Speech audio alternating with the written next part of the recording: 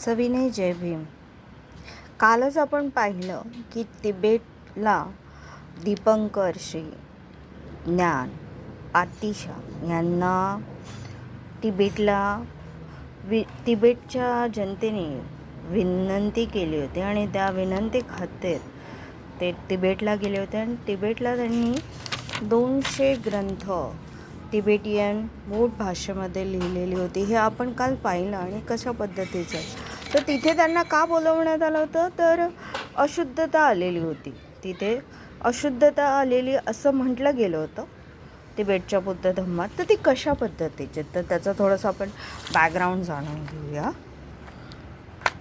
एकतर महायान पंथ राष्ट्र, महायान म्हणजे मोठा मार्ग. तिबेट हा भारत आणि चीनमध्ये वसलेला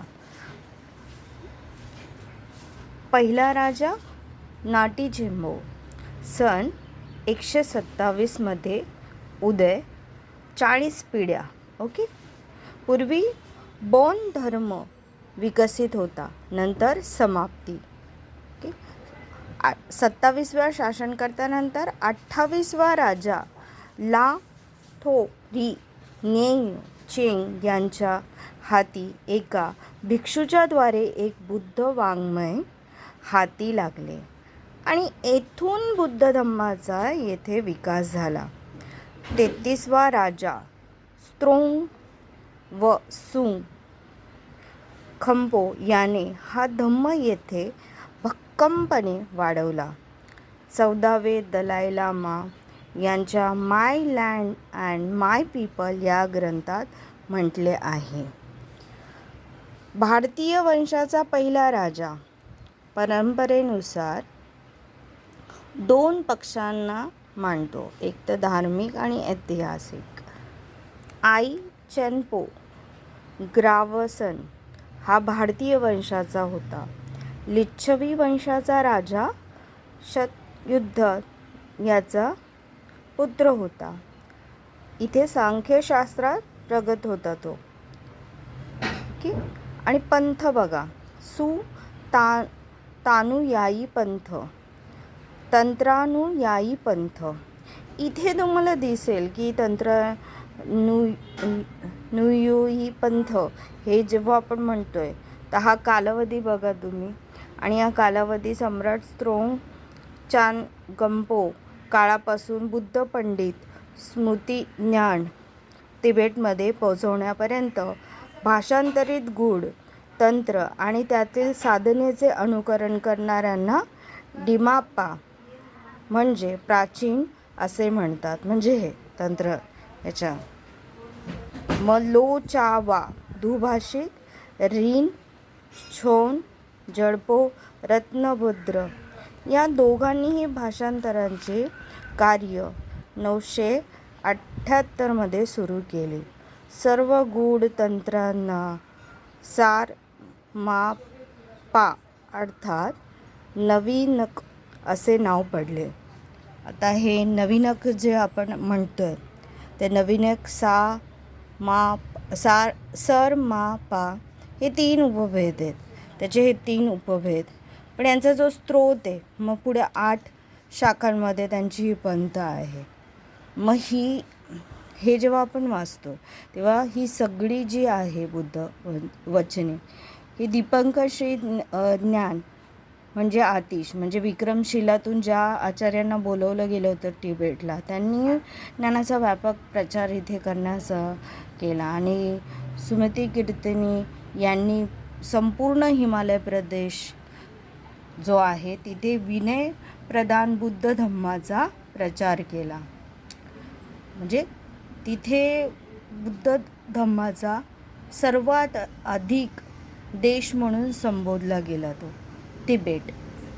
मग त्याचा सम्राट जो होता स्त्रोंग, तो सम्राट स्त्रोंगचं जेव्हा तुम्ही त्याच्या हाती बुद्ध आले आणि 14व्या दलाई लामांनी त्यांच्या पुस्तकामध्ये उल्लेख केलेला आहे, त्याच्यापैकी हा एक आपल्याला ऐतिहासिक बाबी अंडरस्टँड होतात.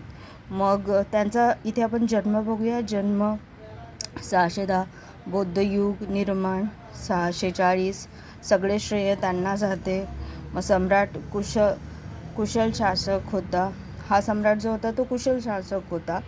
धर्म, साहित्य व राजनीतीचा तो पहिला निर्माता होता. त्यांच्या 2 पत्नी होत्या आणि नेपाळमधल्या एक पत्नी जी होती ती नेपाळच्या होत्या आणि त्या राजाच्या मुलगी होत्या, अंशुमान राजाच्या मुलगी होत्या. आणि चीनचे जे दुसऱ्या पत्नी ज्या होत्या त्या चीनच्या राजकन्या होत्या. त्यांनी बरंच बौद्ध साहित्य इथे आणलं आणि त्या बौद्ध साहित्यामुळे त्यांचा तो वाङ्मय आणि प्रसार जास्त झालेला दिसतो आपल्याला. मग इथेच राज्याचा विस्तार उत्तर गोबीच्या वाळवंटापासून हिमालयापर्यंत तर पश्चिम गिलगिट पूर्व चीनपर्यंत. बुद्ध वाङ्मय स्त्रोत ग्रंथांचे तिबेट भाषेत पुढे अनुवाद झाले. बघा इतके अनुवाद झाले.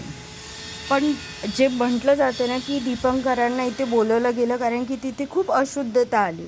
कारण शांतरक्षित हे जे होत्या त्यांच्या कालावधीत अनेक अंधश्रद्धांच्या संघर्षातून तिबेट हे जग एक धार्मिक व बौद्ध राष्ट्र बनले होते.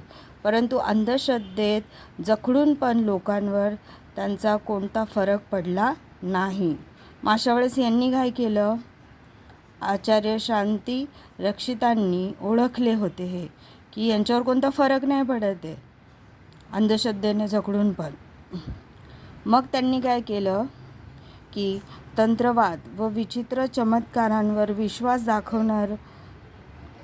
दाखवणारच येथे विकास साधू शकेल आपले ते काम नव्हे. इथे चमत्कार वगैरे दाखवू शकेल असंच आहे आणि ते त्यांचं काम नाही असं त्यांना ते जाणीव झाली. मग तंत्रवादामध्ये जे माहीर होते असे शिष्य पद्मसंभव यांना तिबेटमध्ये बोलवून घेतले. भारतातील ओरिसाचा राजतांत्रिक इंद्रभूतींचा हा मुलगा होय आणि त्यांनी मग नंतर उपदेश केला. पण त्याच्यातही कमतरता वाटली म्हणून प्रधान शिष्य कमलशील यांना म्हणजे नालंदा येथील हे शिष्य होते त्यांचे शिष्य. मग त्यांना बोलवण्यात आले तिबेटला आणि मग त्यांनी प्रसार वगैरे केला. परंतु कमलशील यांना चीनबरोबर शस्त्रास्त्र करावा लागला होता आणि त्यात ते हरले होते. आणि ज्यांच्या अगेन्स्ट ते हरले होते ते होते भिक्खू, चीनचे भिक्षू जे होते शून्यवादी हा संघ ते होते. आणि इथे बघू शकता की कशा पद्धतीने तांत्रिक आणि ह्या सगळ्या बाबींचा किंवा चमत्कार ह्या सगळ्या बाबींचा मिक्स झाला होता. आणि मग इकडे शुद्धता येण्यासाठी मग आतिश पंडितांना बोलवलं गेलं होतं तिबेटला. आणि त्या तिबेटला बोलवलं गेल्यानंतर त्यांनी मग धम्माचा जो आहे तो प्रसार केला. आणि त्या प्रसारामध्ये त्यांनी 200 ग्रंथ राजाला लिहून दिले. आणि ते फार अतिशय विद्वान होते, विक्रमशिलामध्ये होते शिकवायला. मग तिबेट राजा व तेथील जनता त्यांना महान योगी समजत होते. आणि मृत्यूनंतर ल्हासा शहरापासून 20 किमीवर वाहणाऱ्या खिवची नदी किनारी त्यांची समाधी देखील बांधण्यात आलेली आहे. दीपंकर आतिश लामावादी प्रचारक आणि संस्थापक होते. लामांची सुरुवात दीपंकरांच्या याच्यापासून झालेली आहे. तुम्ही बघू शकता. कालच आपण याच्याविषयी विचार केला तर तिबेटचा पूर्ण आराखडा आपल्याला किंवा ऐतिहासिक पार्श्वभूमी आपल्याला माहिती असणं आवश्यक आहे. तर तुम्ही बघू शकता की भौगोलिकदृष्ट्या जर बघितलं तिबेट हा समुद्रसपाटीपासून तिबेटची उंची सुमारे 5,500 मीटर्सपर्यंत एवढी प्रचंड आहे. तिबेट जगाचे छत असे म्हणतात तिबेटला. नंतर विपुल भूप्रदेश व कमी लोकसंख्या असलेला असा हा आणि जगातील सर्वात उच्च पर्वतश्रेणीत दडलेला भूभाग होय. पश्चिमेला ओबडधोबड काराकोरम आणि भारताची लडाख पर्वतरांग आहे. उत्तरेला छाती दळवून टाकणारी चांगटांग पर्वतश्रेणी आहे. नैसर्गिक आता नैसर्गिक जर तुम्ही बघितलं तर उन्हाळा, पावसाळा, हिवाळा या ऋतूंपैकी इथे पावसाळा सोडल्यात 2 मोसम दिसतात आणि प्रचंड भन्नाट बोचरे वारे इथे वाहतात आणि त्याचा सामना फक्त तिबेटियन लोकच करू शकतात. हिमपात होतो इथे आणि उन्हाळ्यात तीव्रता अधिक असते. पावसाळा नसतानाही शेजारी नद्या फुगलेल्या दिसून येतील तुम्हाला.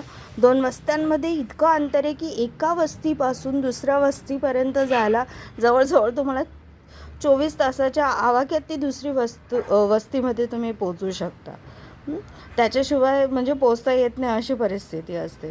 1950 व हितासाठी चीनने तिथे सडक म्हणजे रस्ते बांधलेले वगैरे आहेत, पण एक वाट जर तुम्ही निघालात ना तर दुसरी वाट ही पाठीमागून बंद होत जाते. त्यामुळे इथे भौगोलिक नकाशाशिवाय तुम्ही फेरफटका मारू शकत नाहीत. नकाशा घेऊनच तुम्हाला तिथे जावं लागतं भौगोलिक. आणि जीवनशैली जर यांची बघाल तुम्ही तर भिक्षू, राव, उमराव, शेतकरी व भटक्या जमातीचे लोक इथे आढळतात. 50% जास्त लोक भटक्या जमातीचे आहेत. याक व तटाचे पालन करणारे प्रमुख व्यवसाय, शिकार करून आपली उपजीविका, कळपाकळपात लोक राहतात.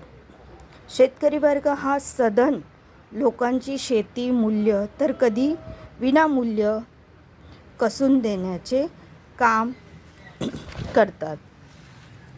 राव अमराव जे आहेत ते तिबेटमधील उच्च व संपन्न समाज समजला जातो. पैसा, आडका व शेतजमी उच्च जमातीतील हा राव उमराव जो आहे तो मोडतो. या तिबेटमध्ये आणखीन एक महत्त्वाची जमात म्हणजे बौद्ध भिक्षूंची. धम्माची शिकवण व प्रसार करणे. भिक्षूंमध्ये उच्च भिक्षू असतात, त्यांना पंचने लामा असे म्हणतात. आणि या पंचेन लामांवरती एक प्रमुख म्हणजे धर्मगुरू असतो, त्यांना लामा असं म्हटलं जातं. म्हणजे जे पूर्ण संपन्न असतात, बौद्ध तत्त्वज्ञानाने सगळ्याच बाबींनी संपन्न असतात ते. पीक व संपत्ती. सातू हे पीक प्रमुख, पर्वतमय व खडकाळ. 1955 सातूऐवजी गव्हाचे पीक घेण्यासाठीची सक्ती केली गेलेली होती, पण प्रचंड हाहाकार माजला आणि दुष्काळ पडला. उपासमारीला बरेच जण बळी गेले, कारण निसर्गाने जे देणं दिलं होतं तिथे सत्तू हेच पीक, सत्तूचे पीक निसर्गाने दिलेली देण आहे असे दिसून येत होते. त्यामुळे पुढे त्यांनी मग तशा पद्धतीची शेतीवरती भर दिलेला आहे. अशा पद्धतीने तुम्हाला तिबेट दिसून येतो. अशा पद्धतीने असंख्य म्हणजे दीपंकरांच्या आणि यांच्या कालावधीमध्ये पण भारतीय जे आचार्य वगैरे होते ते तिबेटला भेट देऊन तिथे धम्माचा प्रसार त्यांनी केलेला आहे हे आपल्याला दिसून येतं. आणि त्यापैकी दीपंकरांचं नाव आपल्याला विशेषतः दिसून येतं. त्या काळी तिबेटचे जे विद्यार्थी वगैरे होते ते तिबेटचे विद्यार्थी किती बघा जे कशा पद्धतीने त्यांनी जे विक्रमशिला आहे त्याच्या मुख्यद्वाराजवळ किती वाजेपर्यंत बघा दरवाजे सगळे बंद झालेले होते, तर त्यांना बाहेरचा जो विहार होता तिथे राहावं लागलं होतं. आणि ते जे तिबेटच्या भिक्खू विद्यार्थ्यांच्या विश्वविद्यालयाच्या परिसरात बांधण्यात आलेल्या वसतिगृहात जाण्यास म्हणून त्यांना सांगितलं. मग अशा पद्धतीने त्यांनी वाट बघितली आणि 800 भिक्खूंना एकत्र जमा केले आणि मग ते तिबेटच्या प्रवासाला निघाले. पण जाण्यापूर्वी त्यांनी कामाचा जो भार होता तो तेथील भिक्खूंच्या हाती सोपवला होता.